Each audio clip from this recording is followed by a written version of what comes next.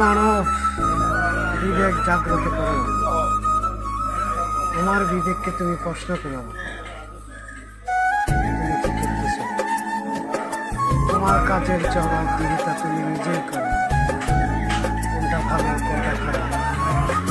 ভালোকে বেছে নাও, খারাপকে দূর করে ফেলে দাও। আসুন আমরা সবাই মিলে শপথ করি, সবাই মনুষ্যত্ব জাগ্রত করি, বিবেককে জাগ্রত করি, যাতে আমরা কখনো কোনো দিন কোনো সময় খারাপ কাজে লিপ্ত না হই। মানুষের উপকার করি, জগতের কল্যাণ করি, মানব কল্যাণ করি, পৃথিবী শান্ত থাকুক থাকুক এটাই হচ্ছে আমাদের একমাত্র কামনা। ধন্যবাদ সবাইকে।